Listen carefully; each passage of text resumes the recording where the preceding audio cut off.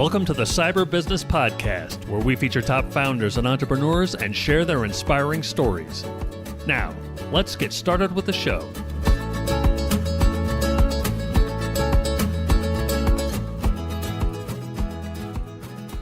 Matthew Connor here, host of the Cyber Business Podcast, where we feature successful business leaders, top law firms, green energy companies, and more. I have Chad Franzen here from Rise 25, who's done hundreds of interviews with successful entrepreneurs, investors, and CEOs. And we flipped the script today, and he's going to be interviewing me. Welcome to the show, Chad. Hey, thanks, Matt. Great to be here. Yeah, great to have you. Before we get into today's show, a quick word from our sponsor. This episode is brought to you by CyberLynx.com. That's CyberLynx.com. CyberLynx is a complete technology solution provider that ensures your business has the most reliable and professional IT service and the only company that guarantees your cyber safety and satisfaction. With CyberLynx stay-in-the-lane technology, we protect our clients from electronic attacks, hardware failures, and technology-induced headaches by keeping your computer applications in their lane, doing only what they're supposed to do. This means if you click on a bad link or open an infected email attachment, it'll be just fine. The bad guys aren't able to get your applications out of their lane to do things they aren't supposed to do. To find out more, visit us at cyberlynx.com. That's cyberlynx.com. So listen, Chad, we had a government contractor who was spending an absolute fortune on outsourced IT to try to be compliant with government security standards. We get called in because the work just wasn't getting, despite all the money they were spending on it. So thanks to CyberLynx stay-in-the-lane technology, we were able to quickly meet the government requirements and save them tons of money doing it. The great part is you don't have to be a government contractor to get that level of protection. It's great for any business, large or small. It gives the business owner the peace of mind that even if their employees mess up and click on the wrong thing, they won't come into work the next day and find all their computers being ransomed. So to learn more, visit us at cyberlynx.com. That's cyberlynx.com. Now back to our show. Hey, Matt. Thanks so much. It's great to be here. How are you doing today? It's great having you, Chad. Doing great. You? Good. Very well. Thank you.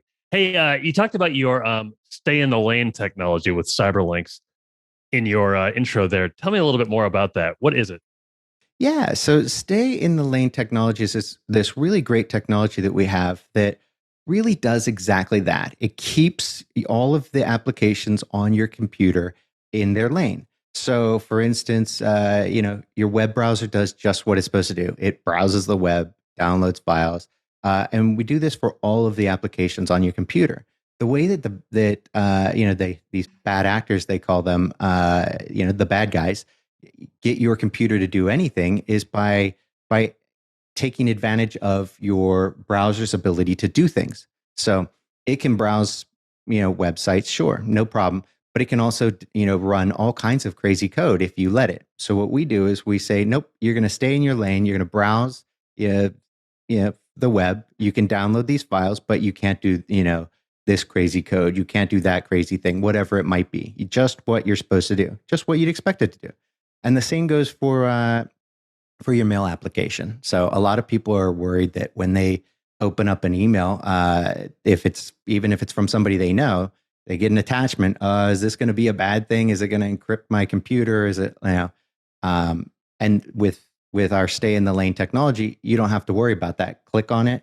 You're, whether you're using Outlook or, any other mail application, it's only going to be able to display that whatever it is, that file. It won't be able to execute that code or do that other thing that the bad guy wants it to do. And so, the fun part is that by really just focusing on the applications. So if you think about how all this cyber stuff works, and I know it's complicated, but it really can be boiled down to a very simple point in that all the bad guys are trying to come after getting your computer and the application and getting it to do something. So instead of trying to defend at the firewall and on all these different areas, or having these AI bots do this, that, the other to try to see, hey, suddenly your computer's doing funny things. It's starting to encrypt these files. Should I stop it? Okay. I mean, in my mind, that's kind of like having, RoboCop in your house for home security. Very cool, very comforting. But if the bad guy climbs in the bedroom window, kills half of your family before RoboCop gets there, you're not real happy with RoboCop, and it doesn't really matter, right? Would have been much better Hmm. to be able to keep them out to begin with. Like, oh, windows don't open from the outside. Oh, got it. They will only open from the inside. That's what stay in the lane technology does. Instead of having RoboCop there, it's like, oh, windows can't be opened from the outside. Like, oh yeah, brilliant. Why didn't I think of that?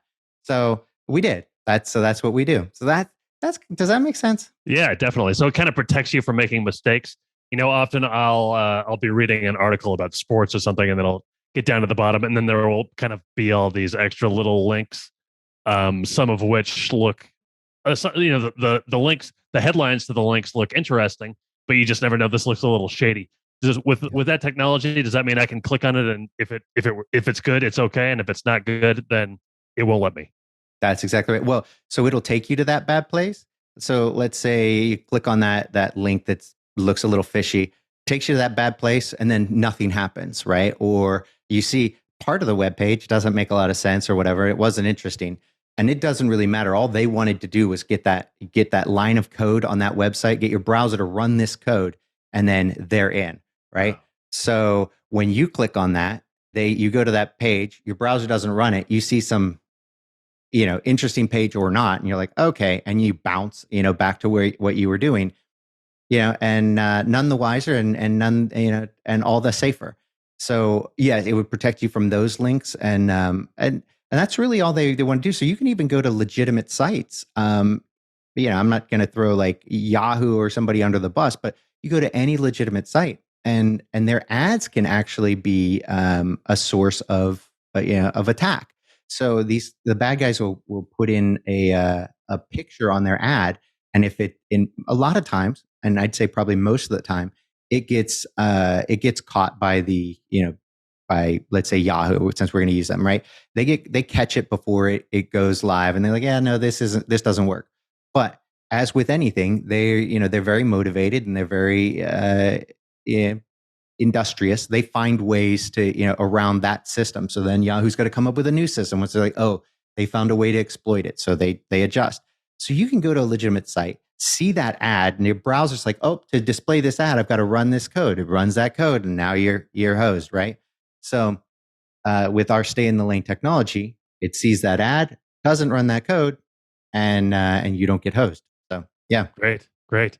So Yeah. why doesn't everybody have stay in the lane technology? Well, I think the big reason is because it's relatively new. We just started implementing this. The idea is a relatively new one. It's kind of like AI, and as far as I see, there's kind of like two roads that a lot of the security companies are going down. One is an AI based one, which is a great one. And ultimately, in the near future, I think we all think that AI will be, that's what's going to allow us to just sit around and have robots take care of everything. And we can, I don't know, work on our art or something, right? And I think that will be the future. But in the meantime, AI will also be used by the bad guys. So, so I think that the other path is one like we're doing with you stay in the lane, where it's like, how do we better defend the endpoint, kind of proactively? So you think of kind of Fort Knox like security, where it's okay, it's locked down. Well, as we know with technology, generally with the more security comes less convenience, right? So you kind of give up convenience for security in most cases. And what I love about our stay in the lane technology is you're really not giving up. The only convenience you're giving up is when you want to install a new application, it has to go through a system to check it and then say, hey, okay, this new application, what is it you want it to do? Okay, if it's a web browser, we know what it is, right? And so we're going to say, okay, you can browse web pages. You can't run this code. You can't access our files. Fine. And then we set that, and then a minute or two later, you're able to install it, and it knows what its lane is, and so it can stay in that. That's the only drawback. And the great part is for businesses, well, 99.99% of the time, they're not installing new applications. They're like, these are our applications. This is your job. Do these things. And people just want to sit down on their computer and do their work. They don't want to go out there and install some, new, I don't know, emoji app or some desk, some screensaver app. Some people do. And, probably not the best use of company resources. But this helps protect from that. So a lot of times people go in and they'll even try to fix their own problem where they say, hey, I need to, I Googled it and it said to run this cool driver software. And now my computer's all screwed up. Well, the great part is this would keep that driver software from installing in the first place, and screwing things up. So whenever you've got somebody who's kind of managing that for you, with our stay in the lane technology, they can really be safe in all of those areas. So what if you decide to implement an entirely new system? How does it work then? Right. So let's say that you're like, hey, look, we've got a new, line of business application that we're gonna use. We're transitioning from X going to Y. Great, and it's going to roll out. We're going to roll it out for the entire company. Okay. Well, you can't just. First of all, it's something you should discuss with IT in the first place. But even if you didn't, and you're like, this is what we're going to do. All you'd have to do in that case, is let us know, hey, this is what we're going to implement, and we roll out those lanes for the entire organization. So we say, oh, this is how that works. Boom. It really is a matter of a minute or two later. Everybody can be installed on all the computers. It knows its lane. It does its thing. It's really great. And then if something comes up and somebody tries to do it, the wrong way, it stops them. It's like, oh, I can't do that. I can only do this one thing, or these, several things, whatever it is. So, is this pretty unique? How did you come up with this idea? Yeah. So, I think it is relatively unique. I mean, some of the larger businesses, they're implementing things like this, government contractors, some government organizations. So it is a relatively unique concept. The idea has always kind of been there. There's this field called, I suppose it's a field, the concept called zero trust. And so you'll see that a lot. It's this idea that you don't trust anything, right? So whether it's an application, a user. So, as you go out and you look for security, you might hear or bump into zero trust stuff. And the government, as part of that whole, security compliance issue, zero trust is kind of at the core of that. And in a way, that's exactly what our stay in the lane technology is. In that, one, we don't trust any new application. And so it's kind of an extension of zero trust, because zero trust is like, look, I don't, just because you knew the password to log into the computer doesn't mean I should trust that you're actually the user. And just because and so when you take that, a few steps further, you can protect your files and your computers using zero trust. The issue there is, again, that trading off of kind of convenience. So it's like, well, how do I prove to you that I am who I say I got the password. I got the text on my phone. Okay, great. Is it still me? So you've got those little hoops to jump through, but now you're jumping through them all the time. Every time you're accessing something, fine. So that concept of zero trust we implement, but not to say, hey, the user's this or that. That's fine. I think multi-factor authentication is a great solution for logging into things. So that helps say that I know the password and I've got the cell phone or the authenticator app. Great. You're who you say you are, right? But then taking that a step further and saying that, look, for this application, I don't necessarily trust this application to do everything that I'm allowed to do. That's really, so it is an extension of zero trust. So that, we can't really claim, take credit for the concept of zero trust. It's just more how we implement it and the way that we implement that as a system for our clients. There's a lot of technology that, might as well be a paperweight. If it's in the wrong hands, who cares, right? I mean, it doesn't really do you any good. If you had some supercomputer in your office, it probably wouldn't do you any good. I mean, it's still going to play, that Minesweeper. Just it'll just play it really, really fast. It's kind of going to waste. And so for us, it's about how the system that we have in place to make it very convenient and easy and safe for our clients. And I think that kind of stay in the lane technology, that's a unique thing to CyberLynx that most companies don't do. They might have very cool zero trust or AI solutions, but that's where we're different. Yeah, it sounds like a great thing, and it sounds like a great thing to have. How does it actually work? Yeah. So in the end of the day, there's we have a little application, if you will, an agent that runs on every single one of your devices, right? All of your computers, servers, whatever, will have our agent on it. And it's constantly monitoring everything that's going on your computer to say, is this application, limiting what the applications can do. So that application really does all the heavy lifting.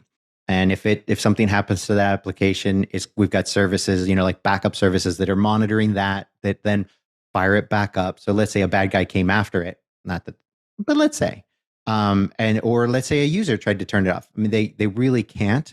It can't be turned off without kind of that authorization from IT. So it doesn't listen to the end user or things on the computer.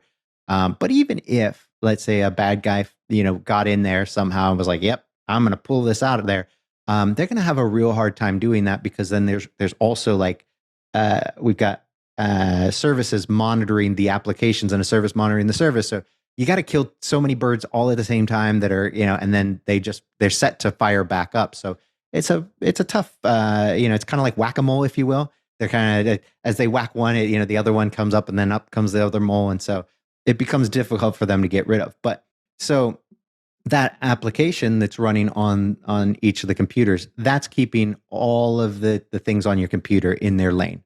And so then as you're doing stuff, let's say you did want to download a legitimate program, right? You're like, oh, I've got we've never used Zoom before, but we're going to use Zoom for this conference.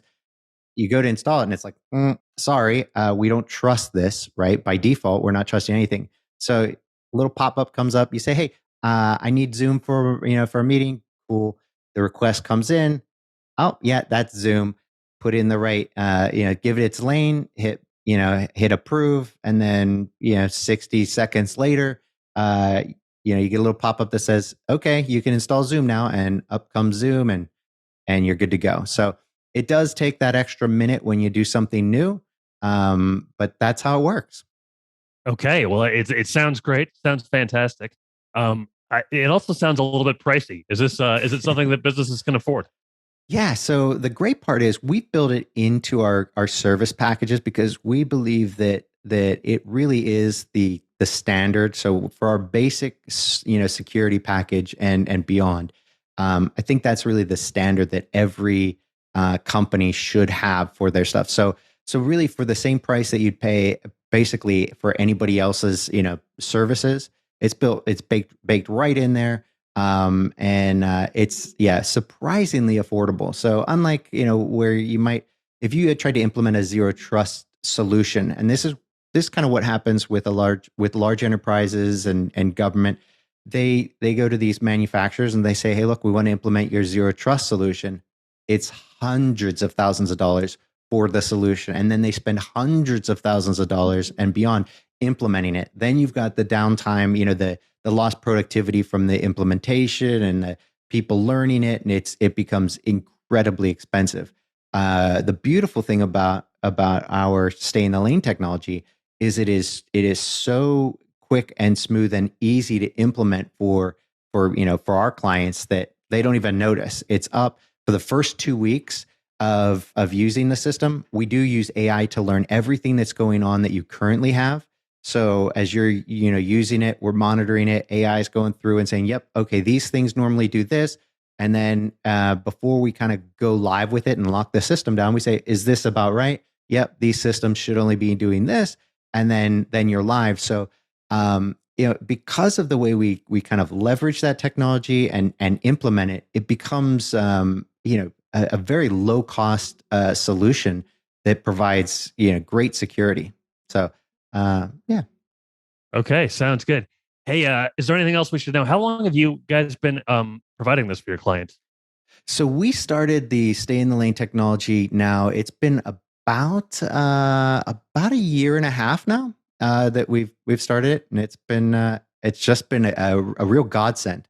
So ever since, it's been zero infections. Really, it's been a really great solution. So Okay, well it's great. Great to hear about it. Thank you so much, and it's been great talking to you today. it's great talking to you too, Chad. Take care.